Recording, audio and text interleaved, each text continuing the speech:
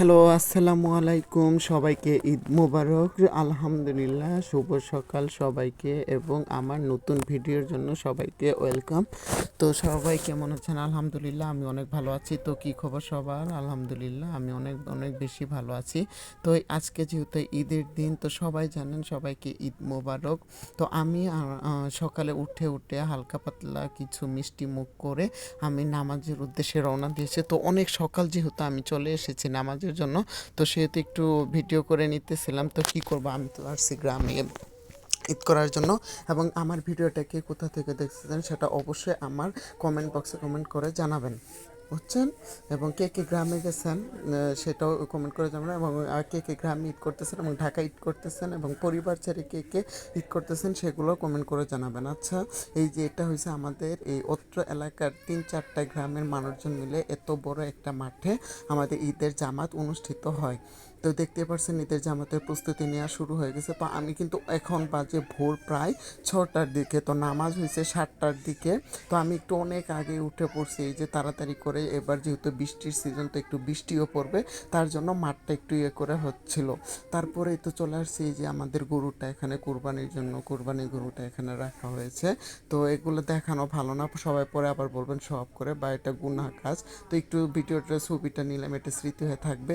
তো কি খবর, ওইগুলা কোনো কিছু দেখাইলাম না। নামাজ পড়া এসে গরুর কাজটা শেষ করে খাওয়া দাওয়া করে, তো এটা হচ্ছে আমার একটু বিকালের ভিডিও।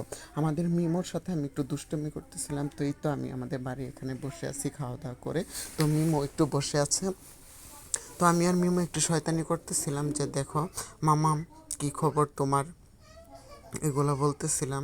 তো আপনারা তো শুনবেনই।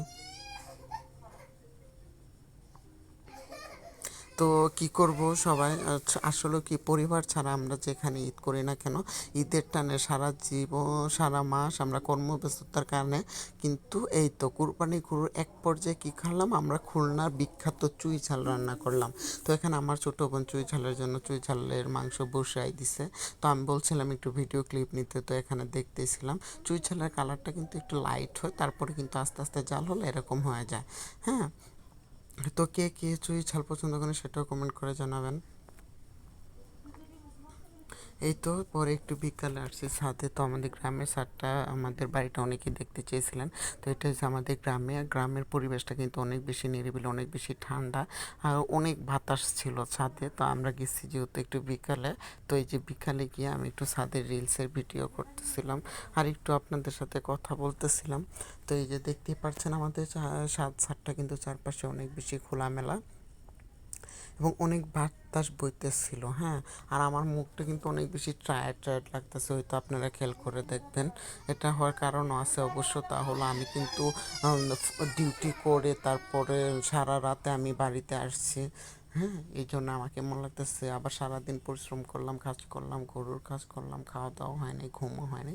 তো যেহেতু এখন খাওয়া দাওয়া হয়ে গেছে, তো এখন আমরা এই তো কাজে এখন একটু রেস্টের জন্য রেস্ট নিব। তো সবাই ভালো থাকবেন, হ্যাঁ, এবং সবাই পরিবারের সাথে ঈদ করেন। এবং আরেকটা কথা আপনাদের সবাইকে আমি বলি, সেটা হলো গিয়ে ঈদ করার পরে খুব সাবধানতার সাথে হয়তো আমাদের আবার কর্মস্থলে আবার সেই আগের জায়গায় ফিরে আসতে হবে। তো সবাই ভালো থাকবেন এবং সুন্দরভাবে আবার যেন ফেরা যায়, তাড়াহুড়া করবেন না, কোনো দুর্ঘটনা যেন না ঘটে, সেইভাবে আপনার কর্মস্থলে এবং আপনার কর্মজীবনে যেন ফিরতে পারেন সেই দোয়া করি। এবং আমার জন্য বেশি বেশি অনেক বেশি দোয়া করবেন এবং আমার ছোট্ট চ্যানেলটি সবাই মিলে সাবস্ক্রাইব করে দিবেন। তো অনেক বেশি লং টাইম ভিডিওটা হয়ে গেছে অবশ্য। হ্যাঁ, তো সবাই ভালো থাকবেন এবং সবাই সাবধানে থাকবেন এবং সবাইকে আবারও আমি বলছি ঈদ মোবারক। এবং মহান রব্বুল আলামিন তাআলার কাছে সব সময় আপনি যেখানে যেরকম আছেন সে সেটুকু নিয়ে সন্তুষ্ট থাকুন।